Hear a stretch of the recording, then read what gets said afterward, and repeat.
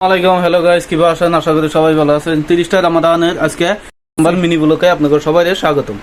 আলহামদুলিল্লাহ, দিনের শুরু হলো সেহরি দিয়ে। তাই ঘুম টুম পাইরা হাত মুখ ধুয়ে ওজো টোজো করে সেহরিটা খাইয়া বাড়িতেই ফজর নামাজটা পড়লাম। নামাজটা পড়াই হইয়া পড়লাম। সকালে উঠে নুয়ে গা পা ধুয়ে আমি রেডি হইলাম এক জায়গায় যাবেন নিয়ে। সুন্দরভাবে আপনারা ভিডিওটা লাস্ট মুখ দেখবেন বলে আশা রাখি। আমাকে গ্রামের সুন্দর একটা দৃশ্য নিয়ে আজকের ব্লগটা আরম্ভ করছি। তাই আমি গেতাছি নাম্বার পাড়া থেকে বারে করে যেটা রাস্তা, ওই রাস্তাটার কাম পাইছে ভাই। তাই ভাই আমার একটু ফোন মারতাল কইলো যে আহো। তাই এই যে ভাইরা কাম আরম্ভ করে দিছে, এটা দিয়ে মাফা আরম্ভ করে দিছে। তাই মাইফাই টাইফাই বারে করে এই কবরস্থান তোমাকাইলো। দুপুর বেলা হয়ে গেছে গা, অন্তিকা সরাসরি আমি আয়া পড়লাম মসজিদে। একটু গরম পড়ে গেছে গা, তার জন্য দেখলাম যে ফ্যান লাগাইতেছে। তারপরে আমি জোহর নামাজটা পড়ে বাড়িতে আইলাম। বাড়িতে থেকে আবার বাজারে আয়া মাংস নিলাম, পেঁয়াজ নিলাম, রসুন নিলাম, মধ্যে তরমুজও নিয়ে আমি আয়া পড়লাম সরাসরি বাড়িতে বাজার গুনা থুইয়া বাড়িতে ইজোড়া কইরা আয়া পড়লাম মসজিদে। আসর নামাজ পড়ে আবার গেতাছি কুকিলা উত্তরপাড়া যেটা মসজিদ, ওই মসজিদে আজকে দাওয়াত করছে। তাই দাওয়াতের মধ্যে আয়া পড়লাম। এই যে সবকিছু প্রিপারেশন হয়ে গেছে, এনে ওজোটা করলাম। ওজোটা কইরা নিয়ে বইয়া পড়লাম ইফতারি সামনে নিয়ে। যেহেতু মানুষ বহুত দাওয়াত করছে, তাই আস্তে আস্তে মানুষ আয়া পড়তেছে। তাই সবকিছু কমপ্লিট হওয়ার পরে আজান দিয়ে দিল আর আমরা বিসমিল্লাহ বিলা দোয়াটা কইয়া ইফতারি করলাম সবটি একসাথে। তাই ইফতারি টিফতারি কইরা আবার মসজিদে মাগরিবের নামাজটা পড়ে নিলাম। নামাজটা পড়ে বাড়িতে আইতে দেরি হইলো। আয়া নিয়ে দেখি যে এশার ওয়াক্ত হয়ে গেছে।